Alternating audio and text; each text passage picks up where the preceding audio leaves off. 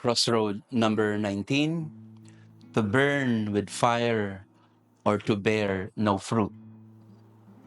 We read from the first reading today, third Sunday of Lent, from the book of Exodus.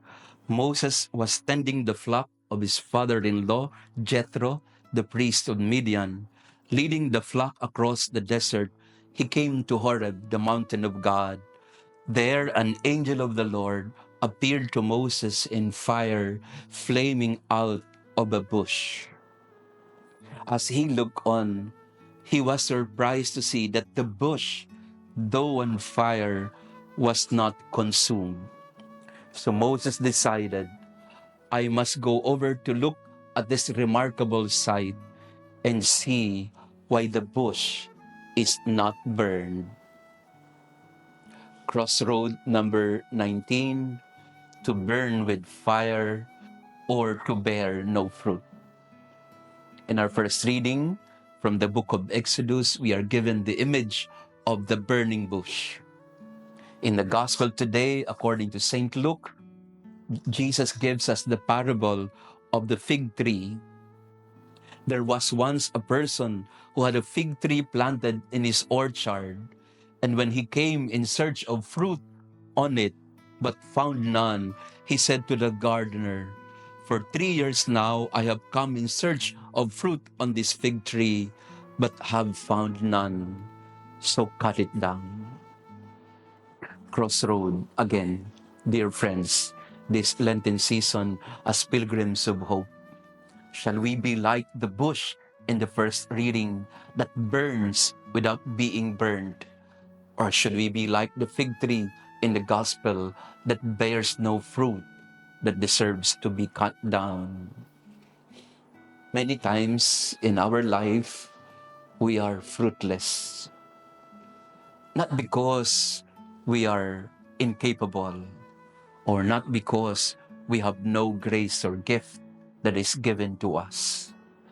Not that we are deprived of the blessings, but that many times we just decide to give up, to lose hope. The invitation for us this season of Lent is to keep the fire burning in us, in our heart, not to allow discouragement to lead us to resignation and despair. And this is basically at the heart of our Jubilee year as pilgrims of hope. We keep that flame, no matter how small it is inside, to keep it burning and alive.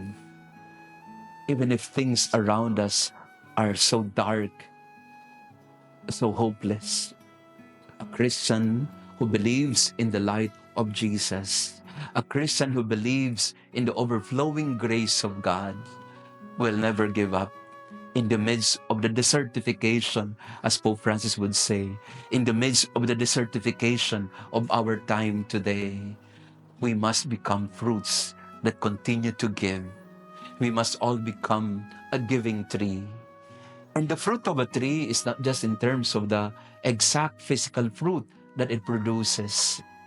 You can be a giving tree even if you don't have a fruit. Sometimes you can give your branches, you can give your shade, you can give even your trunk. If you're familiar with the story of the giving tree by 𝗕𝗨, he talks about it, that we can still bear fruit even if we don't have fruits ourselves. And we can be burning without being destroyed. And we can contaminate people around us with the enthusiasm, with the excitement that we have for life. Friends, do not allow discouragement and resignation to take over your life. This is a difficult crossroad because this is a decision that we have to make today, urgently. And most importantly, we have to do it because God wants us to choose it. Ayaw ng Panginoon na tayo ay parang tuod na walang buhay. Ayaw ng Panginoon na para tayong mga asin na wala ng alat. Ayaw ng Panginoon na tayo mga kandila pero hindi nagliliwanag.